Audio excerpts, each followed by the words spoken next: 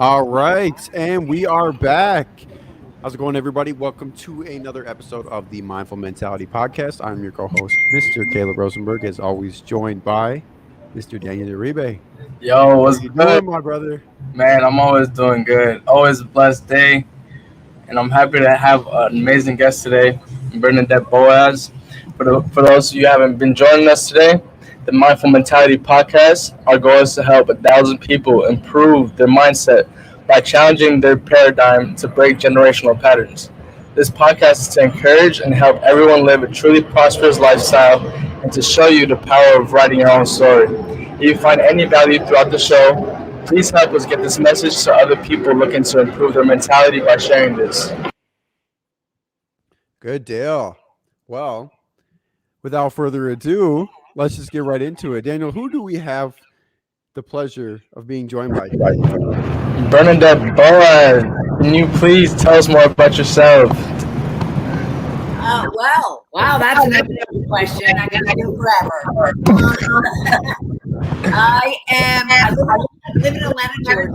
I love his dog, and if I could, like Coco will jump in here at any point in time. My little 15-pound Chihuahua is over there jumping around right now. I am a mindset business coach. I live in, I think I said Atlanta, Georgia. I really focus on just helping individuals, but more so entrepreneurs, really how to maximize their business success and ensuring that they're spending 80% of their time on their mindset, 20% of their time on their business set in order to really maximize their potential in life. Good deal. And we love that. That's actually right up our alley, as you might know. So for the people who kind of are just hearing about you, kind of what drove you to start even, a business or even just to think, okay, mindset is something I need to get out to people. What was kind of that turning point for you? Wow. That has to, that harkens back to 2000 and late 2007. You know that Monday after Thanksgiving? Your long weekend, you've partied, you're tired, but you're also excited because it kicks in the holiday season. Yes. So I run into work. I was a C-level executive, VP executive, and I run into work all excited about the projects that I have going into the new year. And 30 minutes after showing up, I landed in the parking lot with a pink slip in my hand and a box of my 25-year career, fired by my mentor of 12 years. Whoa. Wow. Yeah. That was the easy part. So then all of a sudden I'm sitting there going, shoot. That wasn't exactly what I said, but I was like, shoot, like, what did you say? What did you say? What was it that you said? Really? What did I say? Yes, we're all about ingenuity show. Okay, more so I said, fuck, what just happened? Like, why did it just happen? And what the hell is going on? Because I was very successful. I contributed greatly. I couldn't figure out why. And I so fast forward about 9 to 10 months, and I realized I came face to face with my dog of 12 years. I'm on a run with my dog of 12 years, and all of a sudden, as I'm trying to figure out what the hell had happened, that I lost my 25-year career, lost my livelihood, lost everything, and I realized that I came face to face with the biggest bitch that ever existed on this earth, and that was me. Wow. And all of a sudden, I just said to myself, "Oh my God, that's why I'm fired. That's why I know. That's why they really like the thing that they should be." And fast forward, I then broke my dog in corporate bitch, shifting from bitch to rich in life and business. And that really propelled me into everything I do now with my radio show, Shedding the Bitch Radio, with my teaching, with my coaching, with my speaking, everything that I do. And it taught me that as I started excavating my soul, as I call it, digging deep, trying to figure out why was I the bitch that I was, and why was I so ugly and nasty to people when I'm such a nice and sweet person. But why was I being so unmean? And so I wrote my book, Shedding the Corporate Bitch, Shifting from Bitch to Rich in Life and Business, because I needed to kind of apologize to 25, 30 years of the people that I really hurt. But I also wanted to make sure that people, even especially women, didn't feel that they had to go down this path of being a bitch to be successful. Because that's not why I did it. I knew I could hang with the guys. I have 6 brothers. I have 5 sisters. So I'm one of 12. Wow. Whoa. So Beautiful family. So I can hang and I can deal. And I can and the boys club, that's like that's a girls club to me. So I knew I could deal with it. So I'm like, why did I do it? And I realized I did it just because I had a lot of insecurities and feelings of inferiority and intimidation. Not because I was a girl in a guy's world, because I was in technology. Just because I was a girl and just because I was me. It had nothing to do with my gender, had nothing to do with my age. It had nothing to do with anything. It was just me. So I just said, I need to make sure anybody, male or female, recognize the beauty and the strength and the opportunity and the ability that they have, regardless of their situation. Regardless of their situation. And that's why I wrote the book, and that's why I had the podcast, and I still have it, and it's why I do everything I do. That is, and I like how you said the part that was really sticking to me was when you made that transition from looking inward and realizing the faults in yourself, and then not only not blaming anyone, but realizing, because that can be a scary thing for a lot of people, coming to the realization that you might not be as perfect as you would like to think. And that's okay, because that's all of us. Nobody's perfect. And I think something Daniel and I have talked about often is I think people are scared to change or scared to improve their mindset, because when they start to look in the mirror, they're going to see some things that they don't, not necessarily like too much. Right. So Right. I guarantee you've come across that. So how do you kind of coach people through that, as far as, look, the first step is you're going to have to look in the mirror. How do you get people through that? Well, I get them to look at whether or not are they really happy where they are. Are they really happy with who they are? At this very moment in time, are you happy is what I'll ask. And if you're not, then why do you think that is? And they seem like they're really heavy questions, but quite honestly, none of us, yes, we get comfortable where we are, and we get comfortable with recognizing that, gosh, if I don't have to face that ugly person in the mirror, I'll be protected. I'll be safe. I'll be, okay, because I'm comfortable where I am. But what a sad, depressing place to be. Yeah, that's 100% true. Because and something that we've talked about in the past is you spend the most time with yourself. So whether you wanted to or not, that ugly version of yourself is going to come creeping up. Yep. And it's going to hit you harder. Yeah. And the more people you surround yourself with, even your family members, let alone friends, let alone lovers and loved ones, let alone people you work with. I mean, if you're not willing, and trust me, for 25 years, I thought I was a robot. I didn't need to show anybody who I was. I didn't want to show anybody who I was, because I didn't like myself. So why did I think anybody else was going to like me if I revealed myself? But when I started to really, I call it discover, confront, shed, so you can create and accelerate. So when I started really confronting who I was, I thought to myself, damn, I've spent 25 years hiding from a person who's quite lovely and fun and gregarious. And yes, I can be pain in the ass sometimes, and I could be very like in your face sometimes and very like telling sometimes. I'm an A personality. I mean, okay, there it is. Yeah. yeah, I am. But at the same time, I'm really a loving, unbelievably passionate, compassionate person. And so why am I afraid of showing that and thinking that other people are going to like not like that or appreciate that?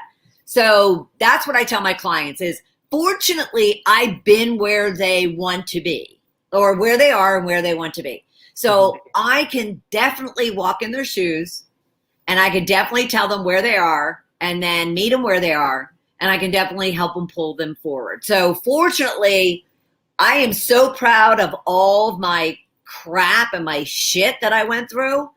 Like, people will often say to me, what regrets do you have? I'm like, none. They're like, no one lives without regret. I'm like, I don't even know what that means. Like, I don't understand what regret is, because I just take it, and it's who I am, and it's what made me who I am. And I am not going to question like what should have been better or different or better or bigger, or, you know, it's just meant to be.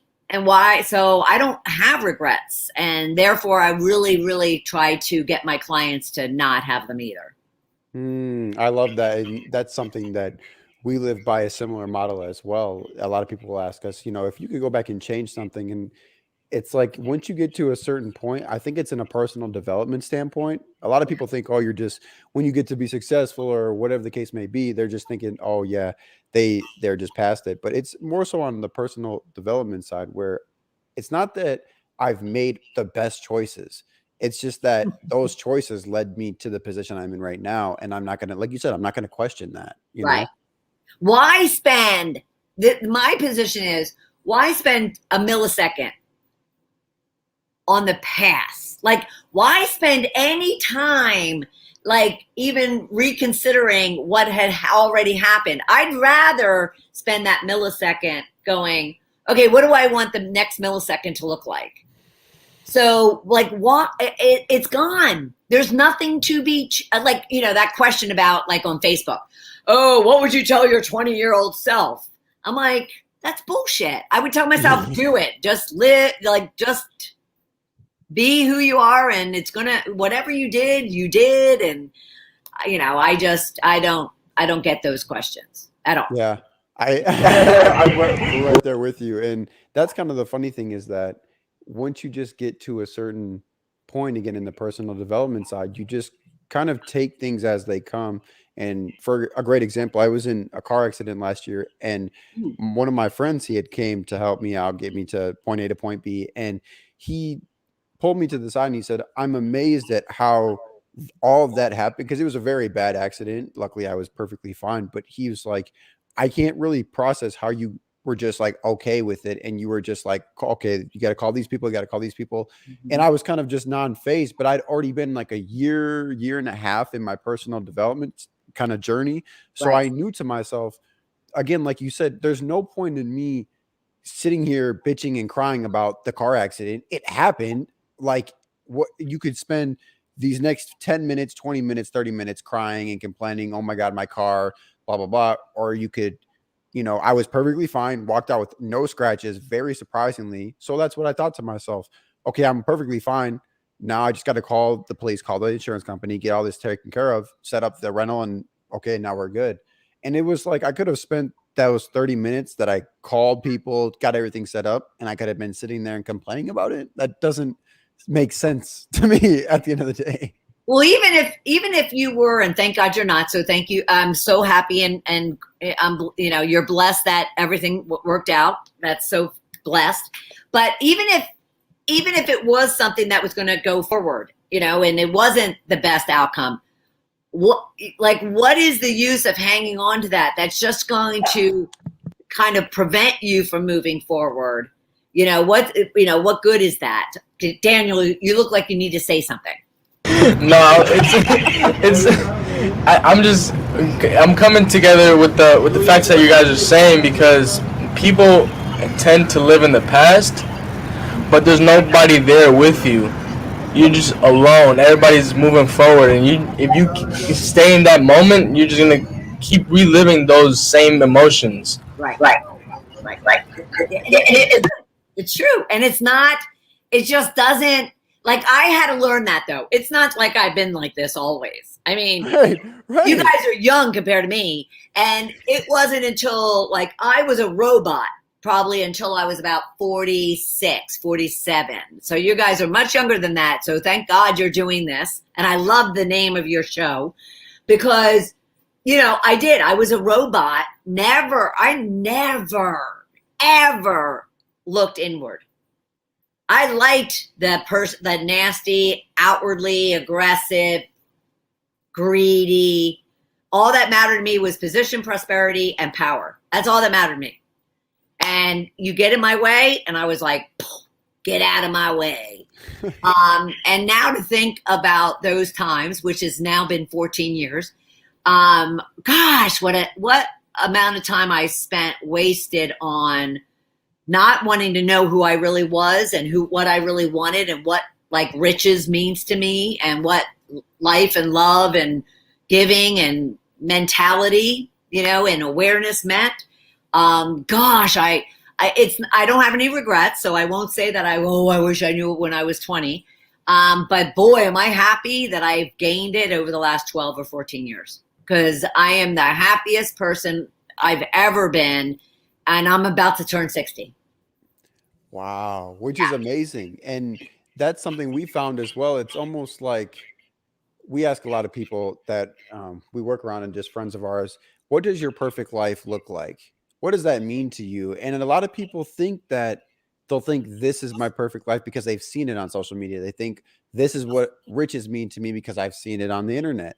And it's like, why don't you at least sit with yourself and truly ask yourself, what does it mean for me to be rich? That looks different across the board for everybody. What does it mean for you to be happy? Maybe for you to be happy, you need to be close to family and friends, or maybe you have to be in a warm climate. There's different things, but a lot of people don't take that time to sit with themselves and ask themselves, what does life for me look like? Yeah. And that's crazy to think about because we're all progressing forward. Time doesn't go back. I actually heard something last night and they said time is the most expensive and most valuable thing you can buy because you can only buy it once. There's no replica. There's no getting it back. It's gone. Once you spend it, you can't buy it again. Absolutely. Love that. I love that. I really don't get that but I absolutely, And right now, it's like, whatever is happening right at this moment, that's all I care about anymore. Is like right at this moment, I'm talking to you two. I see your little puppy, and I know you're in some hot spot where, there's great things happening behind you. And my puppy's over here and I can hear her chirping, and all I know is right now, this is riches for me. Right now in this moment, that's what rich means to me. I'm alive, I'm breathing, I'm happy, I'm red from playing pickleball all day. I am good, and I'll worry about, or not worry, I'll think about what's happening 5 minutes from now, and make sure that I'm living rich right then and there. Yeah.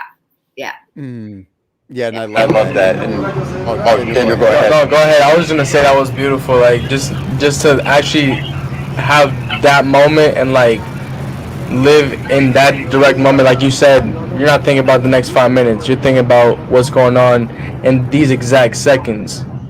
Because if you're not in the moment, then your mind's somewhere else.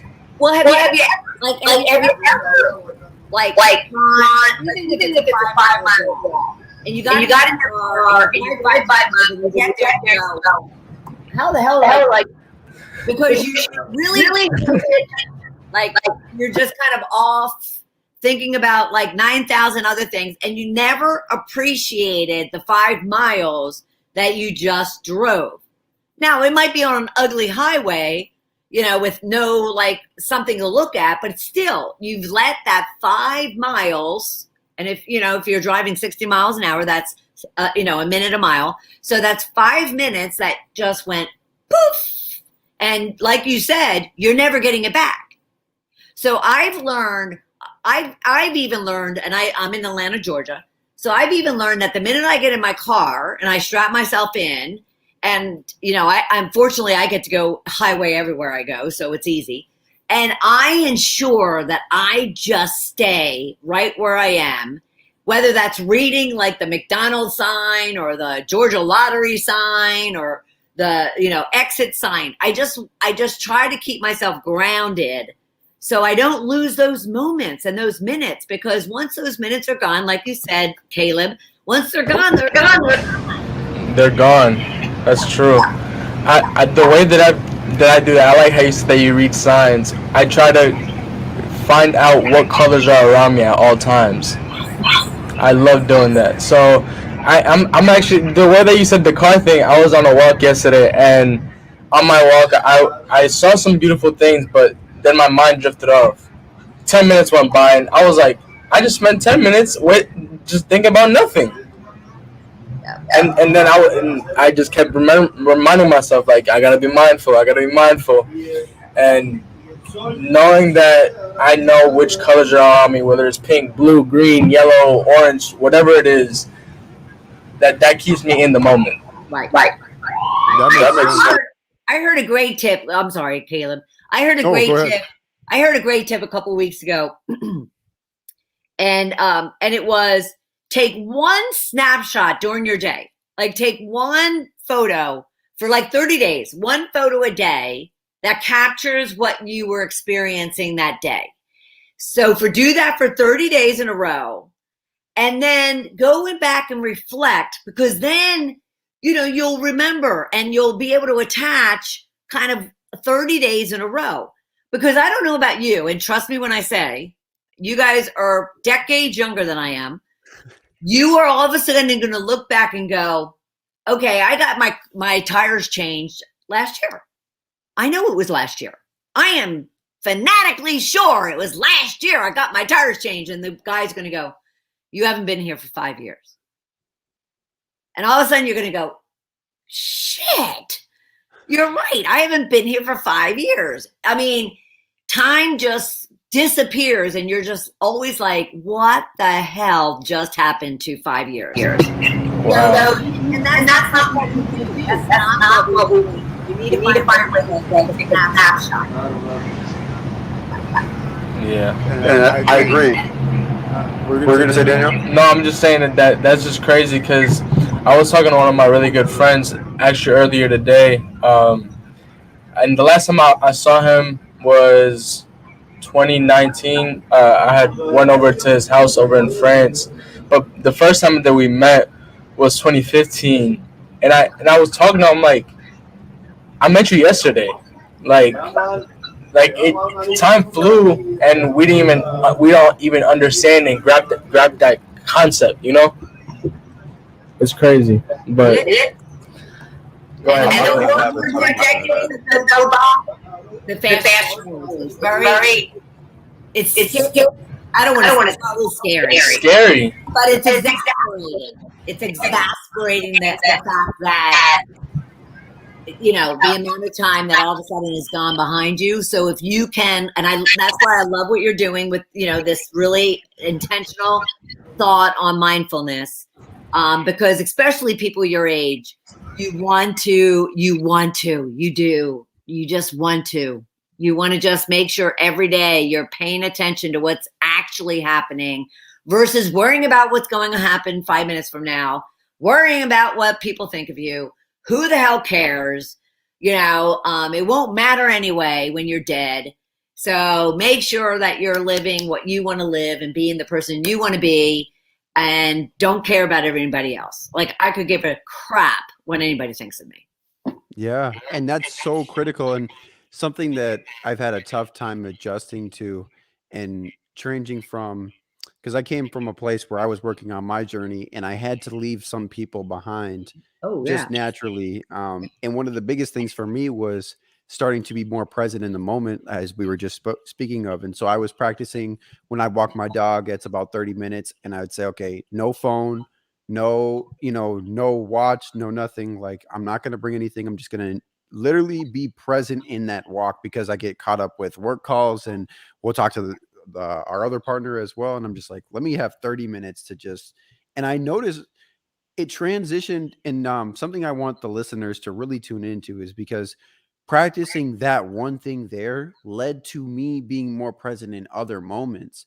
And then I started to get where I was around people. If I can feel now if somebody's not fully present, and if you're not present, I feel like I'm wasting space and I should go leave now, you know? Yeah. And Yeah. that's Yeah. tough to, it's tough for a lot of people to grasp that because we live in such a, I mean, people our age and then even the younger ones, they live in a generation where you're on this thing, you're literally born with this thing. And so people can even enjoy space with each other now without constantly just like, oh, yep, yeah, you know? I'm glad I can brag about growing up playing with mud and rocks and water and all that stuff. Because now, like you say, people are desocialized. You can be on a train and everybody's looking down, and you will never say hello because they're saying hello to somebody else around the world. But at the same point,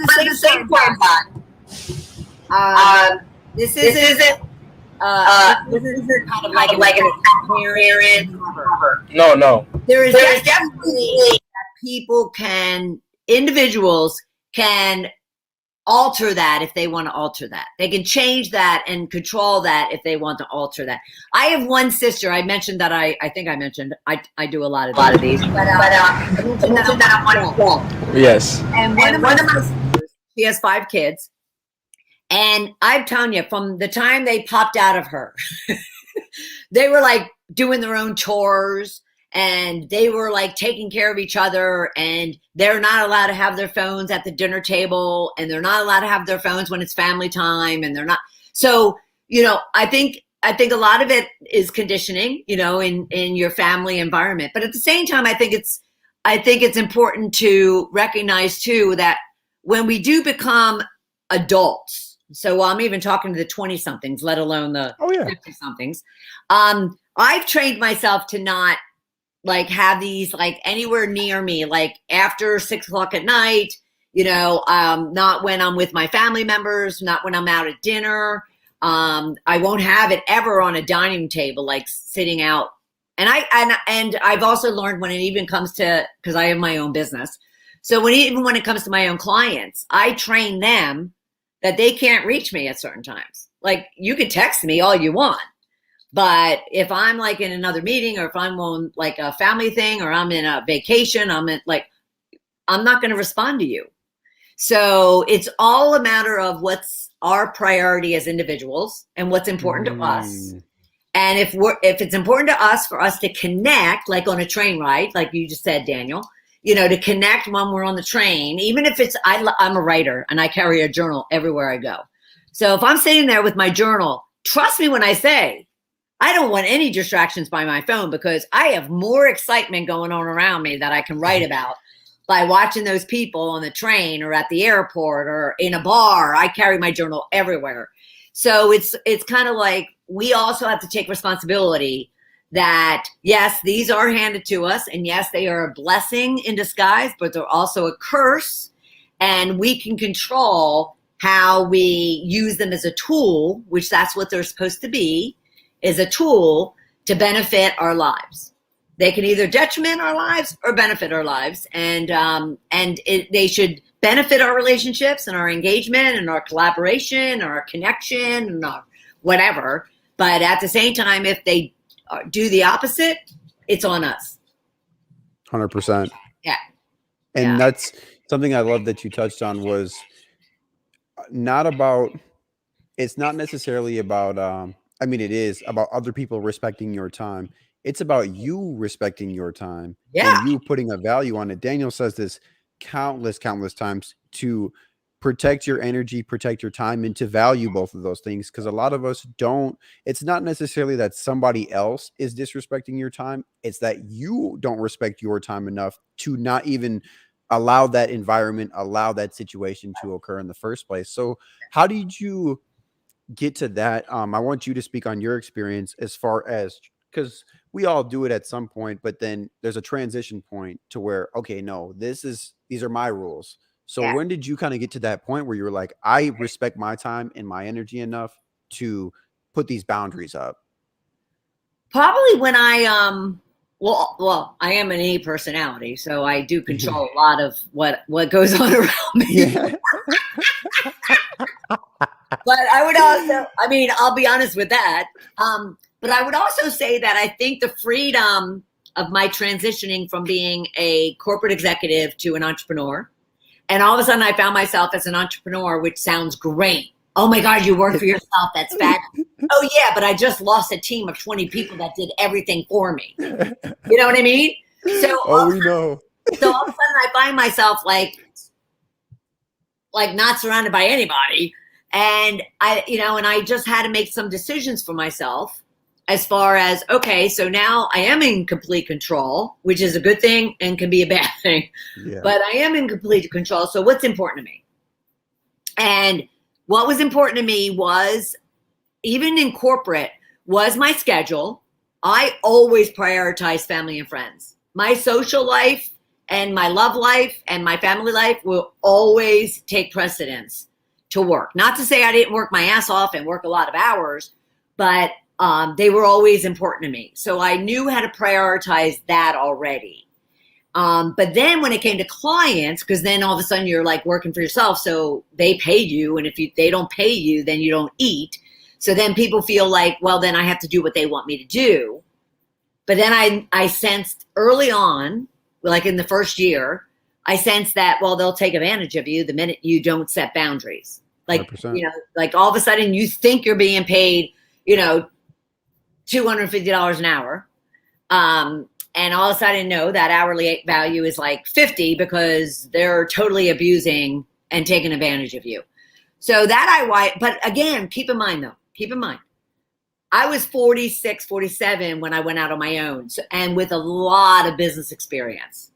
So I wasn't that, I was a very kind of seasoned business person. So I can feel confident in myself to draw those boundaries, where a lot of people, when they're starting out in their 20s or early 30s, they don't necessarily. So I don't want to discount, that experience. But what I would say is, the earlier, and I'm talking like in college, the earlier you can start understanding what boundaries are important to you. Like, where does family, friends, love life fit into your work? Because it's not all about work. When you die, you don't have all that money and all that power and position, but you could die miserable without any experiences and without friends and without loved ones. Sure, you could do that, but so you just have to make those decisions for yourself. And when I left corporate and went out on my own, I just knew that I wasn't going to say to you, not all money is good money, is my one statement I tell all my clients. Not all money is good money. I've given money back, big paychecks back, said, take it because I don't want you anymore. I've fired clients before. You just have to gain a sense of confidence and a self of knowing of what's important to you, and what you're willing to do and what you're not willing to do, in order to be really happy and satisfied. Because not all money is good money. Trust me when I say not all money is good money. And that's a tough balance, when I think a lot of people get to certain points where they're not desperate, but they want something, like a certain idea. They want a certain goal. They're desperate. Desperate. Let's just put it out there. They're desperate. Yeah. They want it super bad. And it's like, I understand that feeling of wanting something so bad to work out or whatever, but there's a flip side of every coin. And a lot of people take that short, easy, quick money and don't see the repercussions, or just a shortcut in general. You're not seeing the back end effects. And that's what I really wanted people to tune in on your point there about, was that it's not always about how fast, how quick, how easy. Sometimes there are some easier ways to do things, but at the end of the day, there's always a repercussion to something. There's no yes,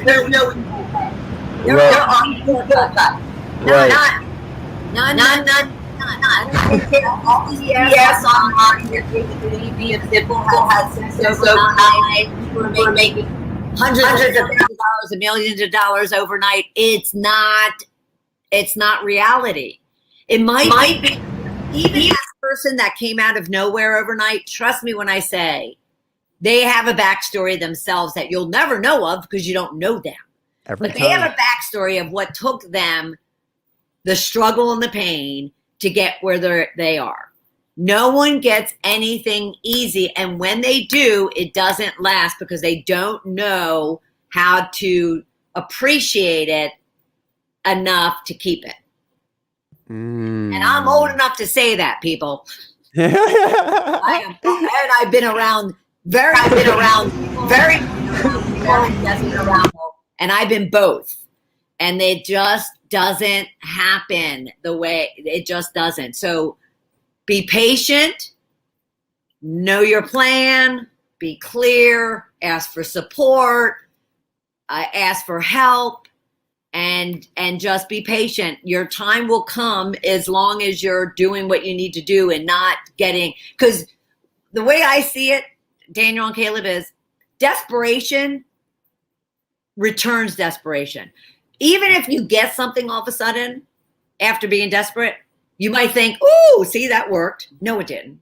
That was just a short blip in the pulse of your life, because desperation reeks.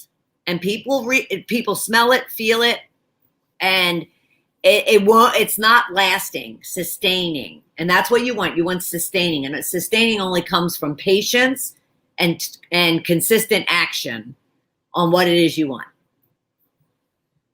And that's powerful. That is because, and it's crazy because I named the episode "Patiently Waiting," not even thinking we were going to touch on that, but a lot of people that'll come to us about mindset or just even business or entrepreneurship, they're always like, okay, well, how long? And it's like, can we please get off the how long? Because it's not, the moment you put a time frame on it, I'm just going to tell you, you're going to be disappointed. Yep. Because that's not accurate. You can't put a time frame on.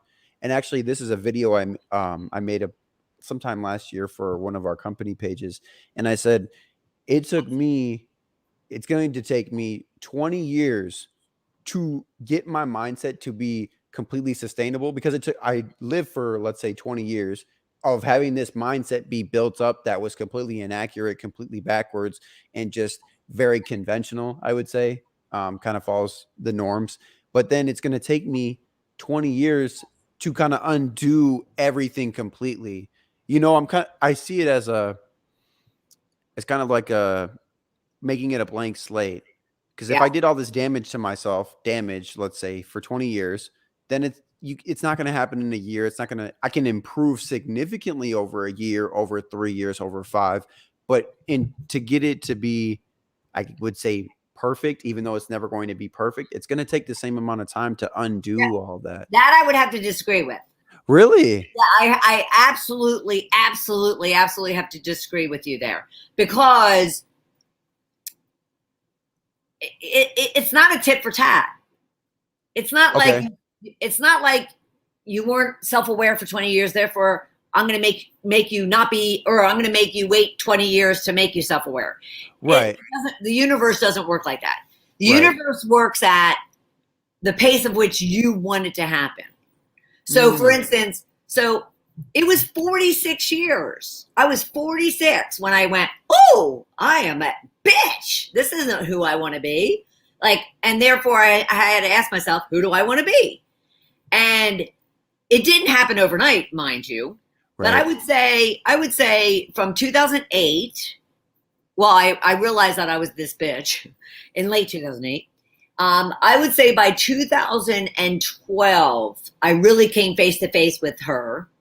And that's when I wrote the book, Shedding the Corporate Bitch, Shifting from Bitch to Rich.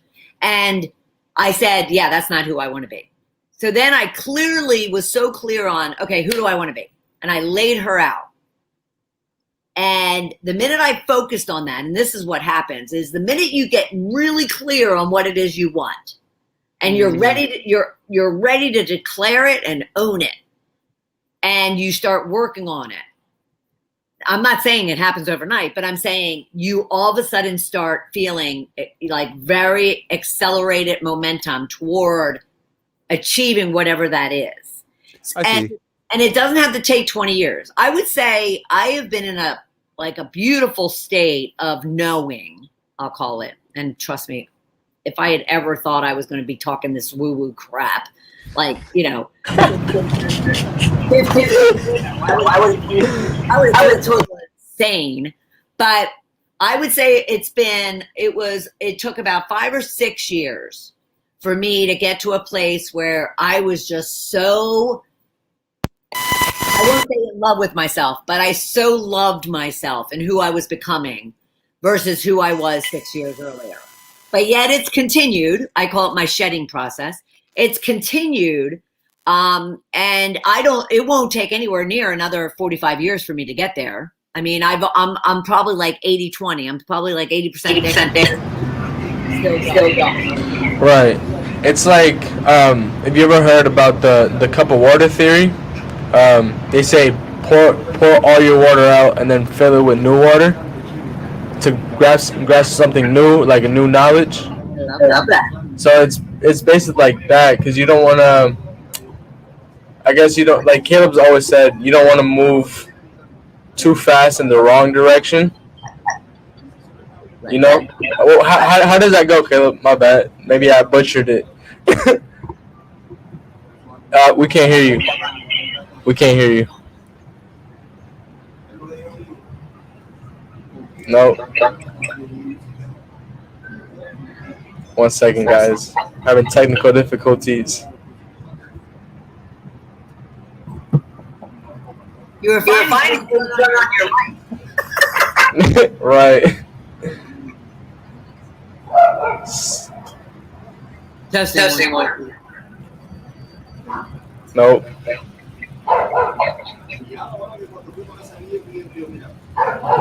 That's funny. Yeah, I don't know what happened. Nope.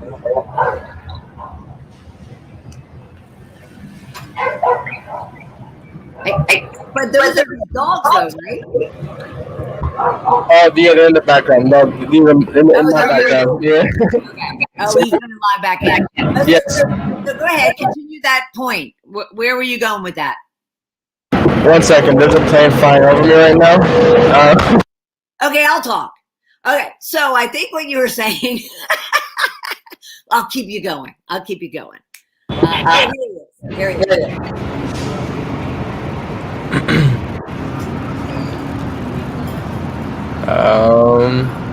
Coming. Cup of water. You pour the cup of water. You pour it out of what you don't want. You pour in what you do want. Right. So it's basically like filling yourself up with new knowledge and bringing new focus into your life. Because without any focus, I feel like you're lost. You know, you want to know what your vision is before you move forward with it. Yeah. And I'm not necessarily not gonna say that you need to know 100%, but start moving in that direction. Right. Like, start working on it little by little, because it takes steps. Like, it's the compound effect, you know. Right. You take it little by little, and then eventually you're gonna sit back and think like, oh wow, look at all this that I have accomplished by little steps. Mm-hmm. And that's what people say, confuse that overnight success, you know? Right. It's not overnight. You just didn't see what they were working on. Yeah. I mean, I think, I forget who the star was that it wasn't, oh God, what's her name? Kardashian. It wasn't Kim, but somebody just as culturally valid made that comment. I want to say it was like 10 years ago on an Ellen show. And Ellen said something to her like, gosh, you came out of nowhere. And I'm dying to remember who that was. I can see their face. And Ellen said something like, oh my God, you came out of nowhere and look what you've, built and established. And the woman's like exasperated. She was like, are you kidding me? She's like, do you know how much I've been doing for like the last 10 years? but no one just saw it and no one experienced it, or whoever did it was a small, and quite honestly, I feel the same way because, I've been behind this brand Shedding the Bitch since 2012. And somebody very significant, I won't say who, but about 6 years ago said to me, well, it'll be about 12 years until you feel any real true momentum behind what it is you're building with this brand that they wanted to purchase for a significant amount. And they're like, it's going to take another probably 6 or 7 years. I'm like, really? With all the social media stuff, and I can't become like a Facebook, YouTuber, Instagram star like this? And this was like 6 years ago. And he's like, yeah, no. Not if you want to be, not if you, if you want it, to be significant. To be sustainable and lasting. Right. And I'll be honest with you, that's why I know and I sense 2022 is just going to be huge with everything that I've been working on and doing. And so to your point, Daniel, and actually what Caleb was trying to say is, we all need to have goals. We need to lay out what it is we want, and we need to lay out what it is we need to do to get there.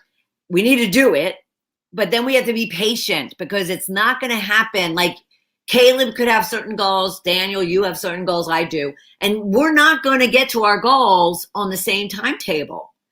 And we can't compare ourselves to each other. Like, oh, damn, Caleb got there first. Oh gosh, Daniel got there first and bigger. And oh my God, woe is me. I'm not there yet. It's like, that's such a exhausting place to be. We just have to stay focused on what it is we're meant to do and we want to do, have our plan, act on it, and be patient to get there.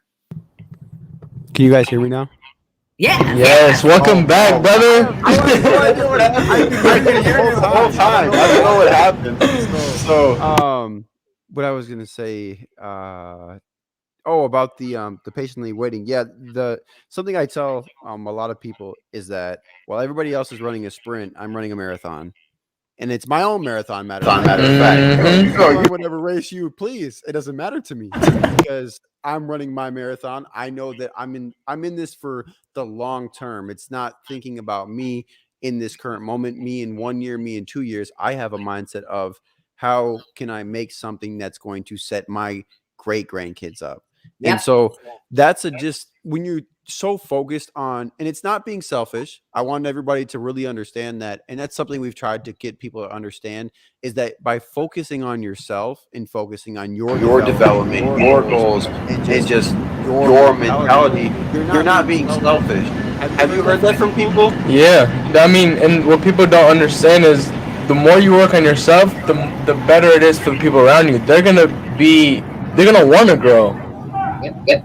They're going to want to, because as people, like, we are attracted to greatness. If you are greatness yourself, then why wouldn't the people around you want to become the same thing? I even give so many people, like on my multiple shows and my clients, I give them an easier, simpler analogy. How many, like the two of you, I'm sure have been on a plane before, right? Mm-hmm. Yes.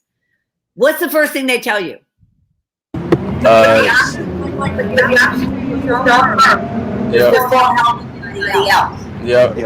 can't help anybody else. You can't be the best person to your loved ones and to your business and to your friends if you're not taking care of yourself first.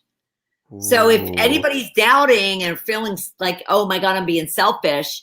No, you just think of that analogy. You have to take care of yourself first in order to be the best person you could be for everybody else around you. Because it's almost a disservice if you're not giving everybody around you your best self. Exactly. Yes. Wow. Absolutely. I mean, and they're just wanting you, especially if you have, I don't have children, but I have a puppy, but I have a lot of nieces and nephews. And, everybody around you just wants you to be the best you, right? And yet they can't make you the best you. If there's one thing, young people, you can't change anybody. Girls, men, you can't change each other. You can't. It's not going to happen. So focus on yourself. Focus on being the best person you could be, being the best friend, lover, sister, brother, classmate, employee, employer, boss, whomever. If you focus on being the best you first, then everything else around you is going to be just peachy keen. Yeah. And that's something I've noticed once being now, was it 3 years, 2.5, somewhere around that range. I started to notice when I really kind of got comfortable in this kind of like new me, or not necessarily the new me, but it was the me inside that finally came out. And now I've been working on my self-development for so long, but I noticed I'm more naturally doing the things that makes me happy. Like I really like to help people in need, or help people when somebody calls for whether it's a small issue or a large issue. The answer is always yes. And so with that, that's just something that I've noticed, is that I'm able to help people more. I'm able to naturally, I'm like, oh, I could help them in this way. And those ideas didn't really come as clear when I wasn't kind of in this new self-awareness stage. Right. If that made any sense. No, I'm surprised that two of you, as young as you are in this space, because like I said, it took me 46 years to even become that. So it's awesome that the two of you have this platform that you're using for yourself, but also you're using to help other people in your own, age group, because it's, if young people could be self-aware and mindful of who they are without all the expectations of everybody around them, what a beautiful world this would be. That really hit home. I almost dropped my microphone. I couldn't have said enough. Like everything you just said, I really hope that all of our listeners just really took that to home. We scream it at the top of our lungs, but it's like when you hear it from another person and another person and another person, and they're all highly trained professionals, entrepreneurs, people who have been in the space, it just hits home so much more. And I really just hope that people start to really grasp the concept and the gravity. Yeah, I agree. Yep. It's true. Man, I totally forgot all the other points I had to bring up. That one really hit home. But anyway, so one thing I really wanted to ask was, because I know you've been in the space, you're very well versed and well knowledgeable in the space, and so I wanted to have you kind of break down the differences between. I saw you had a lot of books, so I wanted you to kind of give people an insight to just the different books and the different just resources that you offer, being so knowledgeable. Right. Age. That's all that it has to do with is age. No. So I actually don't have a lot of books per se, but so my first book is Shedding the Corporate Bitch, Shifting from Bitch to Rich. That's my memoir of who I was and why I was.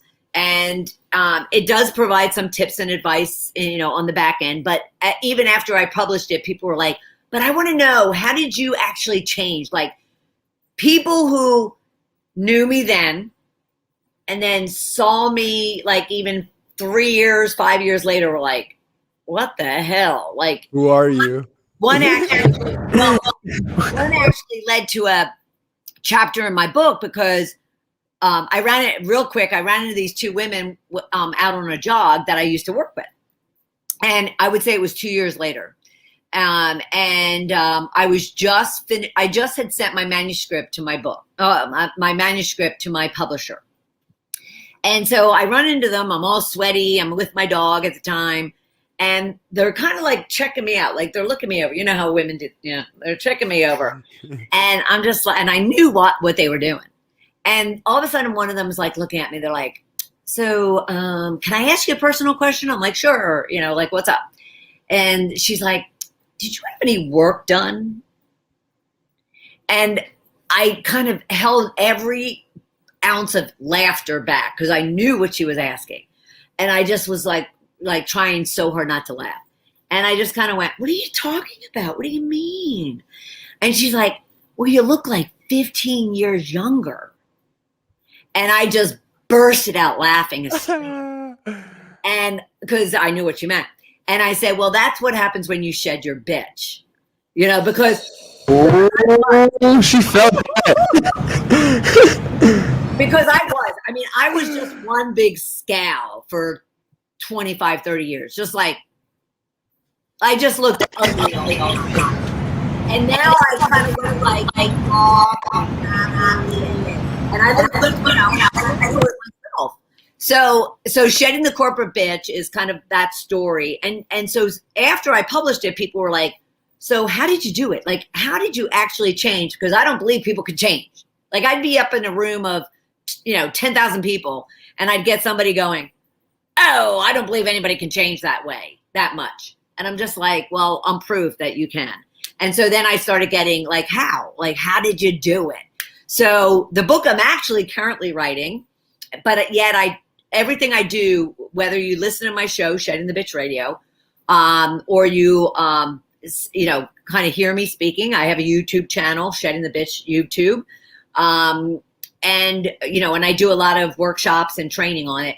But everything I talk about is that shift. I call it my shift to riches formula. It's 5 steps from, shifting from bitch to rich. So you discover, confront, and shed so you can create and accelerate whatever you want in your life. So discover, confront, and shed your bitches so you can create and accelerate your riches. Oh, that's fire. So the first time, and I was like, I hope that Daniel remembers that. That was amazing.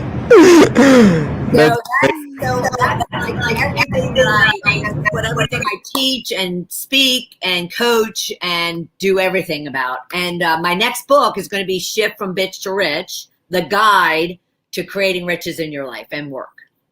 So I'll explain the 5 steps. But if anybody wants to learn the next 5 steps, or they want to, kind of get some consult from me, they can always reach out to me at ballofirecoaching.com, or they can reach out to me directly at Bernadette Boas at ballofireinc.com. Good deal. And all of her links, guys, will be in the description. We'll make a post about it as well. So that way you guys have no troubles finding her, because that's something that I actually wanted to bring up as well. That a lot of people are in competition with each other. And I think that boils down to, not being comfortable in yourself and not being comfortable in your journey, which ties into the mindset and personal development. And that's a huge reason why we're bringing on people like yourself and people who were in naturally the same space, but it's not about competition. It's about progressing this kind of movement, this mindset forward. It's not, I want the most clients, or I want to help most people. It's not about that. It's really about how many people can we get to now discover what we have discovered. Right. So kind of bringing in, I think it's almost even better to bring in people in the same atmosphere to really give this multiple perspectives, multiple resources. I mean, I really appreciate you being here. That was a long and short end of it. There's no such thing as competition, because not everybody can work with me. Not everyone will work with you. So get to know each other, even what you think are your competitors. And trust me when I say there's enough business and enough people on this earth for all of us to be abundant and to have what we need. Yes, exactly. That's what I was just about to say. Like, people don't understand the concept of abundance. Like, there's 7+ billion people, I think 8 now, in this world that you can connect with. They need your help. Which you might not know. These people are looking for what you're giving. Exactly. Agreed. And that's the thing, is that operating in an abundance mindset. And I've noticed that in other areas too, where people will think that because they're not of a certain status, they're not of a certain circumstance, situation, upbringing, that they don't deserve something, or they don't deserve to have this new, they see us and we're like happy-go-lucky, and every day's a great day, it seems like on paper, and they're like, well, I don't deserve that because I'm not an entrepreneur, or I'm not from this part of town. Or have you gotten that? And what's kind of your kind of response to people who are feeling like I just don't deserve that? Right. Well, I felt it for a long time. I mean, and anybody that looked at me, even in corporate, as the nasty person I was, would never have thought I was insecure or felt like I had imposter syndrome, which is when you feel like you don't deserve something that you have. And, so we all experience it. Oprah Winfrey, Warren Buffett, Elon Musk. I'll try to get people in your age group. Elon Musk. We love all those anyways. Steve Jobs. They all suffer by some sort of insecurity at some point in time, feeling like they don't deserve what it is that they have. And so you can either allow yourself to self-destruct, because that's what you're doing, is you're self-destructing yourself. No one else is telling you this. It's all. So have you ever heard the acronym for fear? For multiple. Yeah. What? For multiple. Okay. False evidence appearing real. False evidence appearing real, which means that what you're believing about yourself is false. And if you can prove to yourself that it's false evidence that appears real, then all of a sudden you get that fear. So what I tell people is, make a list of all the things that you fear. Like all the limiting beliefs, all the naysaying that you do to yourself, even what people say about you, but you get to a point where you're like, who the shit cares about what anybody thinks of me? So just lay out what is it that you think of yourself, and then try to find evidence that is true. And in a lot of cases, you're not going to be able to find evidence. That's true. I feel like we all live in our heads, and well, people don't understand that our brain is anxiety ridden. Yes. Like, that's a self-protecting mechanism. So then you immediately want to go to, okay, so let me find evidence that it's false. So, if you're sitting there going, I'm not good enough, I'm not worthy enough, I haven't worked hard enough, I haven't done the work, or, whatever. You find the evidence to say that it's not true. Yes, I've worked my ass off. Yes, I've worked 9 to 9. I've done 3 jobs. I take care of my parents. Whatever the case might be. And all of a sudden you're finding all this evidence, what I call honoring your riches. But you find all this evidence that fear that you had is bullshit. That there's no, like, even if you're like, you can't pay your bills. Oh my God, I'm going to be broke for the rest of my life. I'm never going to be able to be rich because I can't even pay my bills right now. Well, then you say to yourself, well, wait a minute, I've paid my bills up until now. Yes, I might have struggled, but I've worked through them. I'm still like sitting in a house with lights on. So I've done something. So then all of a sudden you find evidence to prove your fear to be false. And then you make a new decision about it. You say, okay, I'm not going to go down that path that I can't, or I won't, or I don't, or all the negatives. Instead, I'm going to say, you know what? I've gone maybe without electricity for a few days, but eventually I've got it back on. I went without electricity for like a month. I have a book called that I'm going to be writing that, Eating Peas. And it's really going to be about a story of a time in my life, not far long ago, where I was eating string beans. That's all I had the money for, is rice and string beans.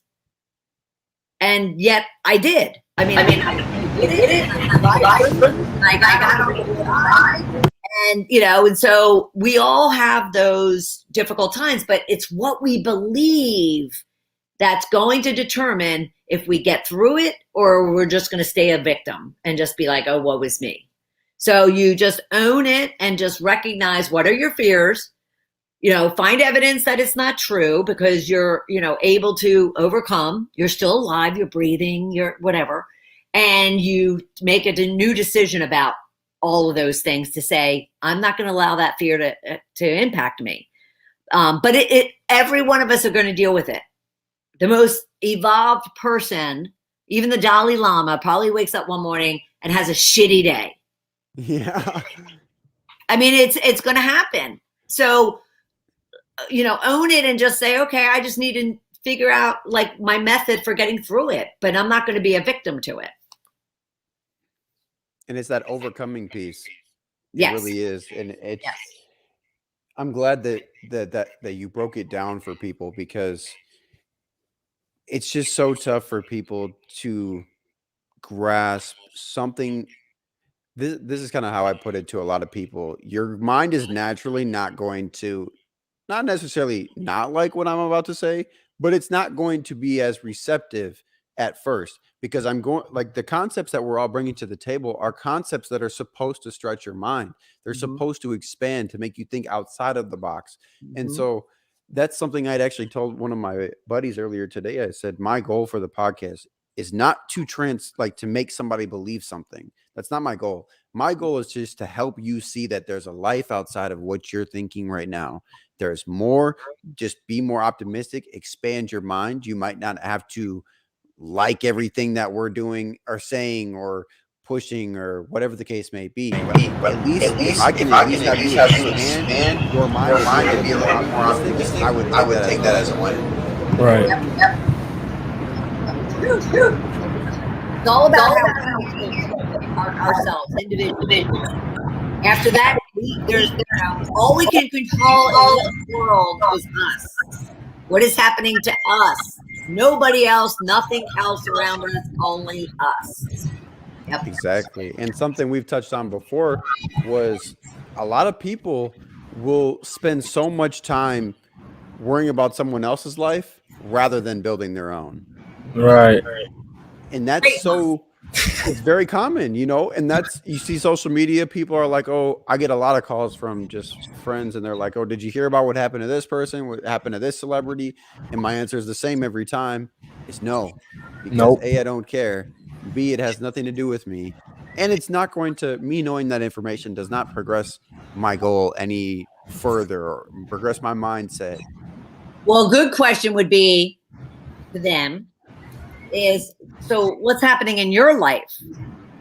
Because the person because understand something, please. The second you start kind of involving others, like, kind of getting intrigued by other people's lives, it's because you're ignoring yours. You don't want to look at yours. You don't want to see yours. So what are you running from? It has nothing, they're trying to, the reason why haters online are haters is because they don't want to look at their own lives. So I like, people will say to me, I have these workshops I'll do, and it's a bitch workshop, and and it'll be like confronting the bitch. So especially in a workplace environment, I will have them, I set it up with the organizers, but I'll be like, okay, so what I want them to do is I want them to confront the office bully, the office bitch. And I want them to understand the mindset. Like my screenplay, I turn my book into a film screenplay. Okay. And the screenplay is all about, all the movies you see about bitches. Who are they about, really? It's about the other girl, the underdog. The victim. Yeah.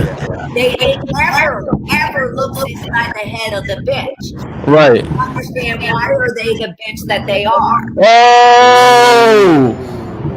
So my book, Getting the Corporate Bitch, and my screenplay is all about the mindset of the bitch. Who cares about the victims? I mean, we care about them. Don't get me wrong, but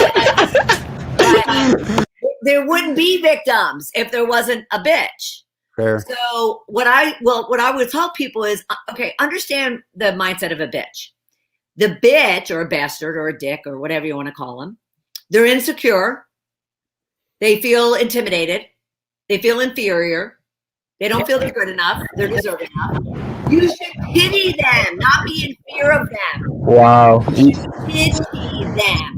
So the next time a bitch comes to you, or a bully at work or on the school playground or whatever, if the next time someone tries to bully you, just go, I'm so sorry. I'm just really sorry for you. Because they're dealing with crap that is causing them to project out. Like when I get haters, and trust me, I have them online, I'll just be like, have a good day. I'm thinking of you. Oh. I'm holding you. That is deep. That is deep. Close to my heart, because obviously you're not having a good day. because it's not about you. So the minute I was publishing my book, I got the nastiest review on Amazon for my book. And I got I don't think it exists anymore, but there was a website that allowed people to go on and slam or slander their ex-bosses. To the day in 2010, I was launching my business online. My sister said, "Have you ever Googled yourself?" And I'm like, "No, why?"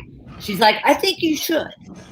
I'm like, "Okay, why?" And so she pulls it up, and it is this scathing review of me as a boss. And here I'm launching literally a day from launching my business online. And I kind of looked at it, and I didn't because I was already shedding my bitch. Right. So I didn't really react. I just I said, okay, I feel sorry and I knew who it was. I could tell, they didn't, not by the name, but just from the words, I could tell who it was.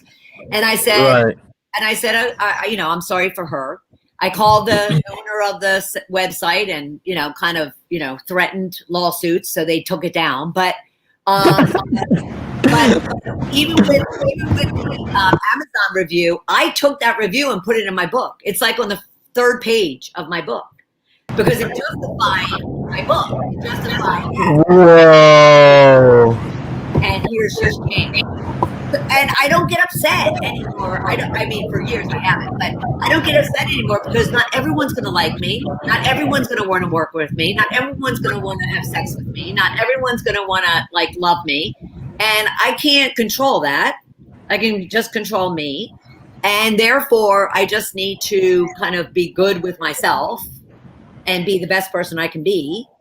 And so I just tell people that you have to just work on you and stop worrying about what everybody else, especially the internet, is, thinking that you should be, because it may not be who you want to be.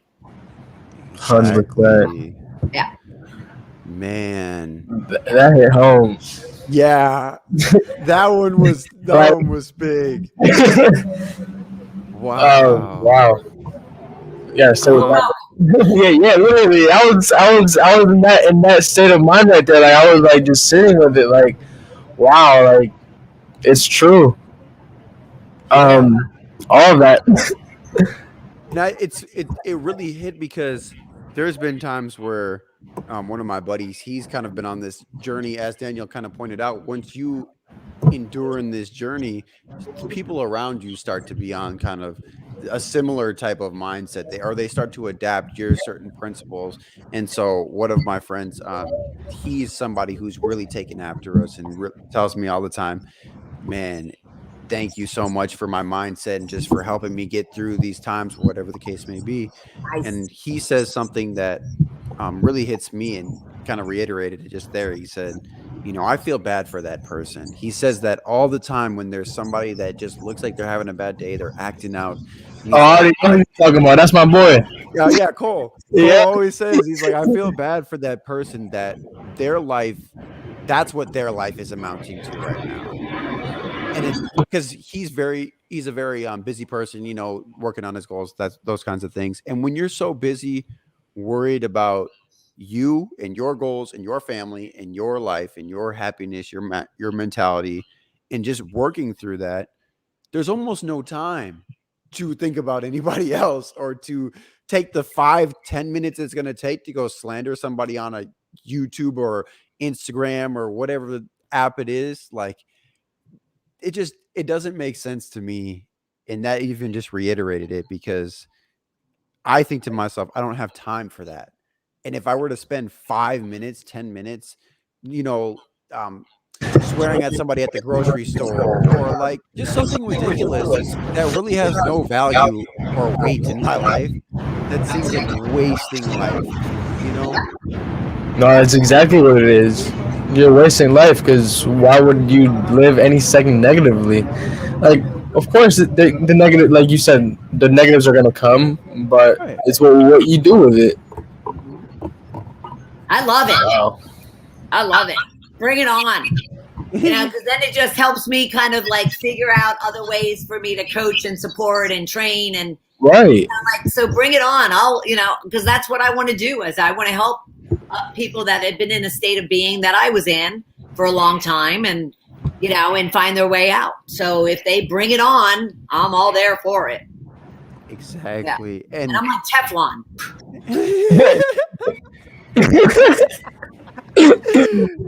Which actually I'm a superpower. is something I remembered I was going to ask earlier was, for the viewers out there and for our audience, this is a question that I feel will kind of make people kind of come to reality. Was that once you did kind of your mindset journey and just your personal development journey, was it like, you did it and then that's kind of that, you get to a point where you're like, okay, no, I'm good now? Or is this an everyday journey you're constantly building to be the best version of yourself? It's been 18 years. No, it's been 14. No. Well, first off, until they put that nail in the coffin and like pull it down 6 feet under, I'm looking to change, grow, evolve, and learn about myself. So no, it's like life is hard. And like I said, one day you could, like I have my puppy staring at me right now. And so one day everything could look wonderful and beautiful and like everything's going the way you want it to go. And then the next morning you wake up and smack, something like, comes in to sabotage all that great work that you just did. Right? What does happen though is like today versus even 5 years ago, the amount of time that I live in the negative, live in the struggle, live in the insecure, live in the fearful, live in the feeling of inadequacy, that amount of time is minuscule to what it used to be. Because I've learned, like my Shift to Riches formula, I use every day in my life. The discover, confront, shed, create, and accelerate. Those are stages that, yes, I went through them, and they were very obvious that I went through them for over a 6 or 8 year period. Well, now I can live through them all, like in a day, like in a moment, because the minute I kind of stop myself and go, okay, what the hell's going on? So I discover what the hell's going on. Why am I in this state of being right now? Like good, bad, or indifferent. And I confront it right then and there. I go, okay, that's why it is. Okay, so what do I want to do with it? I either want to shed it and get rid of it, or I want to like continue it and use it, honor my riches. So shed the bitch, honor the rich. So I make a choice. And then based on all of that, I create whatever I now want to create. And then I, put the foot to the metal, or the metal to the pedal. Pedal to the metal. Something like that. Pedal to the metal. So I allow it to say. So no, it's an iterative. I always describe my Shift to Riches formula. It's iterative. Anything you go through in life, it's iterative, because no one is always happy. No one is always happy. Let me say that one more time. No one is always happy. No one. So find the tools, find those techniques, those practices, those meditations, those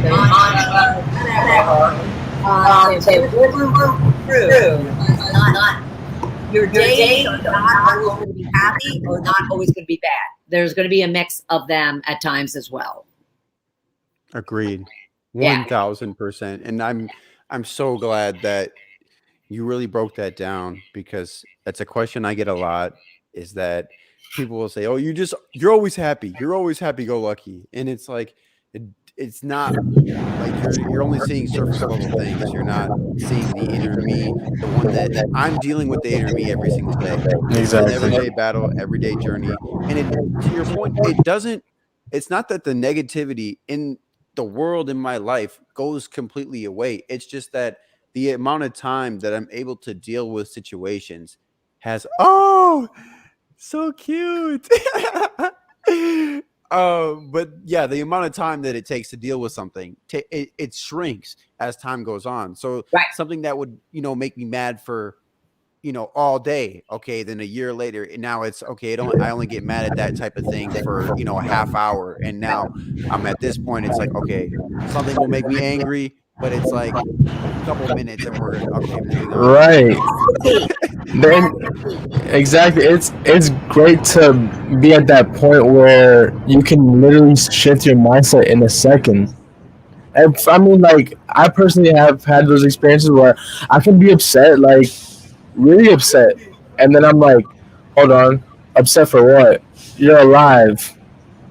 And then you can instantly shift your happiness to something else. You know what I mean? So, like, yeah, don't waste time in the negative. No, why? I'm making it sound like I'm preaching of something that doesn't happen to me, but it's just, I just know, especially like I said, I'm about to turn 60 next month, and my God, where the decades go. And I certainly don't want any time going forward, even though I didn't want it 10 years ago. I didn't care about it 20 years ago, but I don't want any time going forward to be lost on the negative. I don't want like a month or a year to go by and I can't remember what happened that month or year because I was in a state of crap as opposed to. Ooh. I was just gonna touch on that. How if you really think back, you don't remember bad memories, but you only remember like certain good ones. So why not have all those good memories? Yep. No, it's true. I mean, too many of us remember the bad ones. Not the good. Yes. Yeah. Sorry, that's what I meant. Yeah. Yeah. And why? Like, just remember, just not even remember the only the good ones. Work so you don't have bad ones. And if you have bad ones, because we all will, if we have bad days, just make them as short as possible. Like find those procedures and make them as simple and short as possible. So then we can always remember the good thing. And that's going back to what I said at the very beginning about, that exercise. And I'm going to try to start doing it. I go on vacation tomorrow. I'm going to start doing it to where I snap a picture every day of something significant I'm doing that day, even if it's simple. It doesn't have to be big and significant. But so then I can look back at it and have that sweet memory of what that day meant to me over 30 days. Wow. It's not just gone. That's so true. Like, you look at that picture, you feel like how you felt in that exact moment. Right. Wow.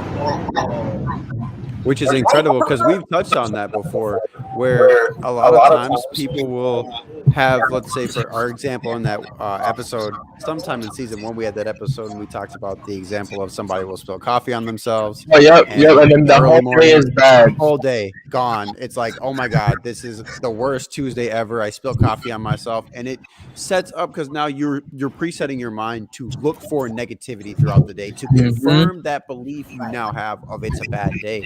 But if you took that and yes, it sucks, you spilled your coffee, but A, just go back inside, either get a new one, or B, just try to laugh it off. And that sounds a lot, easier said than done. But once you can get to a point where you can laugh at yourself for mistakes, you can, just kind of brush things off. Things happen. Yes. And it's a moment. That was one moment of your day that probably was about a half of a second, and a half of a second determined your whole 24 hours. And just 1/7 out of your week is bad. Yep. Right. Now, an exercise, real quick. So an exercise I tell my clients to do is, because I do it myself, is my morning routine is the second I wake up, like I open up my eyes, I sit still and I assess myself from toe to head to toe. And I look at myself physically, emotionally, spiritually, mentally, all of it. Because if say I'm like a little hungover, so I'm a little dehydrated. I have a headache. I just don't feel good. I maybe don't want to get out of bed, but I have to because I got to work. But I do this assessment And if I feel anything off, I stay there until I shift it into a good place. So the minute I put my feet on the ground, I'm already in a place that I want to be in when I go out into the world, versus getting up and being agitated or aggravated or dehydrated or short with people and myself, including myself. And that way I'm already kind of shifting my mindset to a place of wanting kind of abundance, I'll call it, coming into my life, as opposed to going out in the world all like, blah. Because that's all we have to do is, like, if coffee spilled on me, I would just have to look at that as an instance and just go, okay, so that happened. That sucks. But do I really want it to impact the rest of my day? Like, I mean, because it's like, Daniel, I think you said it. It was just a millisecond. Why would I want my 23 hours, 59 minutes and 10 seconds, right, ruined because of a 50-second spill of a coffee? I mean, we're just spending so much time. Well, we're wasting so much time in ugly spaces, as opposed to wanting to live our life. It's enough that my brother just told me, like, recently, that we spend 30 years of our life in bed. Because if you think about it, 8 hours, we all get 8 hours of sleep, maybe. So if we're asleep 25% of the day, that's 30 years of our life. 20 years of our life is spent in bed. Whoa. Yeah, that's 20 so years, not 30. true. 20 years of our life is spent in bed. That's true. Wow. So think about the amount of time that we're then spending in negativity, or spending in desperation, or in lack, or in fear. And therefore, our percentage of time that the amount of hours we're spending in happiness and joy and love is minuscule. How ugly is that? Yeah. Wow. Yeah. I didn't even think about it like that. You already have such little time.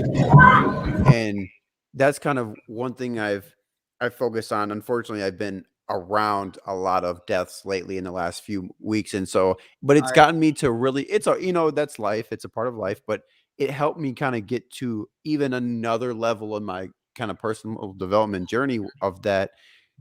None of us know when kind of our time is up, or when it's our due date, is kind of what I like to think of it as. And so if I don't know when my due date is, why would I not want to maximize every single opportunity I have during the day to progress, to love, to be happy, to be positive?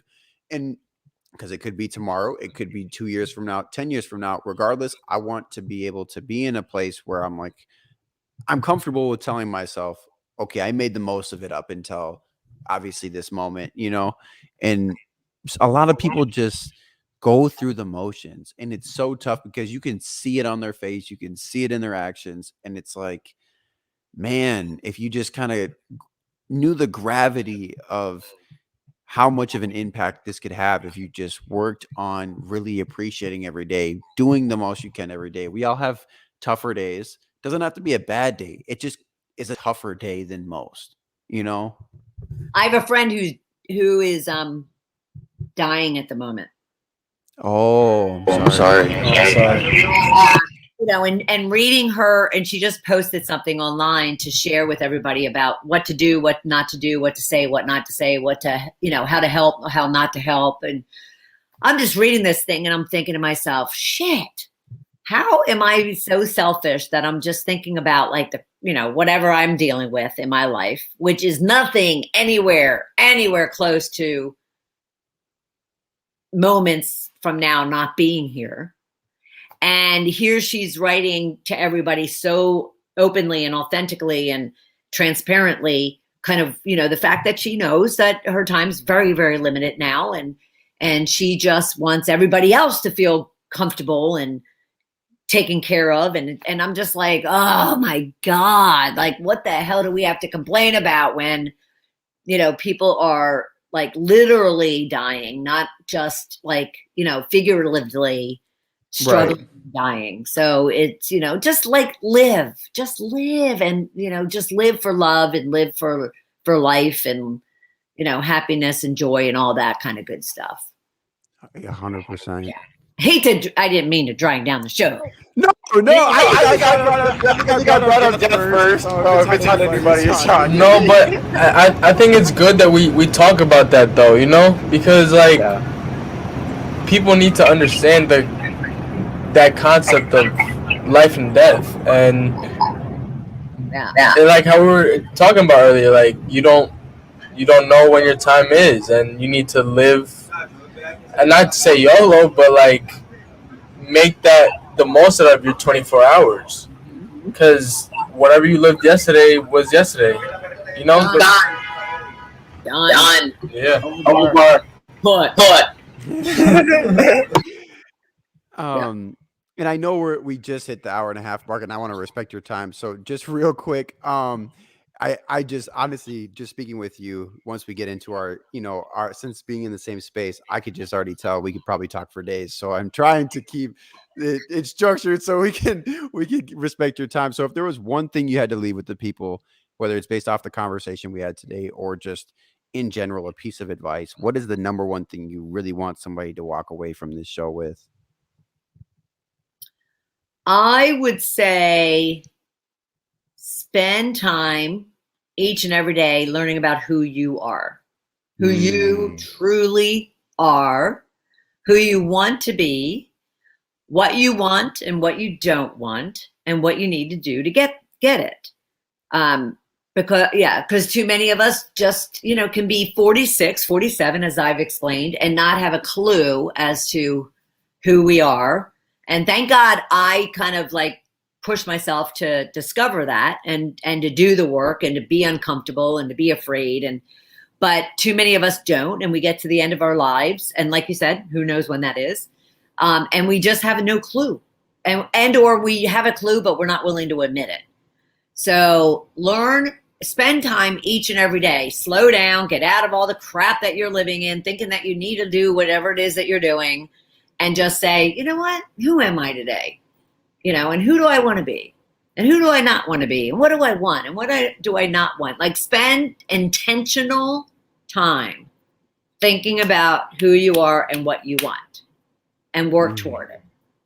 That's what I would love do. it. I love that. Absolutely love that. And for any resources that you recommend or I guess tools, resources, and how can people find you? What does that kind of look like? Well, you can Google Bernadette Boas. You're going to find me everywhere. But so it's Bernadette Boas, BOAS. You can find me at balloffirecoaching.com. And I am on Facebook and Twitter and Instagram. My show is Shedding the Bitch Radio and TV. I'm on YouTube and all your streaming services. And reach out to me directly. Just Bernadette Boas at Ball of Fire Inc. And if you have a question or you're just struggling with something, I'd love to get on a call and just help you out with some complimentary conversation and tips and advice. And just know you're not alone. Reach out to Daniel and Caleb or anybody they're introducing you to. Just reach out because we are all in this together. And we don't need to be alone. No. And I love that.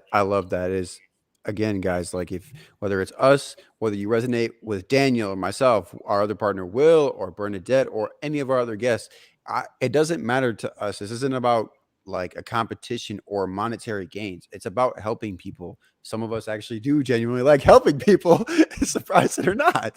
And so just reach out and, we'd love to help you guys. That's really what we're here for. So with that being said, again, I know this is a great episode, guys. We do want to respect our guest time. So thank you so much. That was an amazing episode. Hope to get you on again in the future. I mean, I don't know how your schedule looks, but in the future, we would love to have you on again. Anytime, I'm here. And of course, we'll leave all of her links, guys, all of her resources, the link to her book, her show, her YouTube, everything that you guys need, her website, her contact info. We'll give it to you guys so that way you guys can reach out and go ahead and get her resources as well. So, Daniel, do you have anything else left for the people? I'm good. Just stay blessed, stay fresh, and keep staying mindful. Honestly, Honestly, that's what we're here for, to keep your mind full and just to keep positivity and be optimistic. So, we love you guys as always. And with that being said, we'll see you in a couple days. All right.